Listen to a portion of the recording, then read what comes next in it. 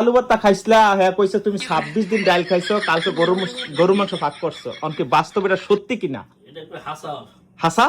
26 দিন ডাল খাওয়ার পরে একদিন গরু মাংস খাইছো, এইটা প্রবাসের জীবন। আর বাংলাদেশের মানুষ কিভাবে? আর এই যে বাঙালি মার্কেট 30টা দোকানদার আছে, হ্যাঁ। কোন হালা কোয়াবা মাংস তো তেয়া না ভাই।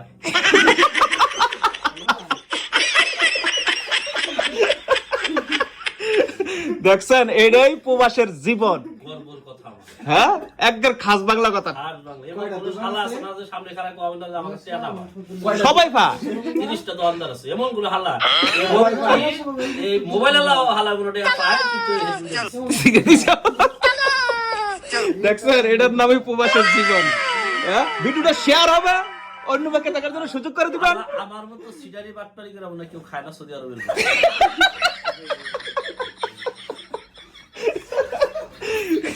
এটাই যে আমাদের রাজীব ভাই, যা বলে সত্যি বলে, সত্যি না?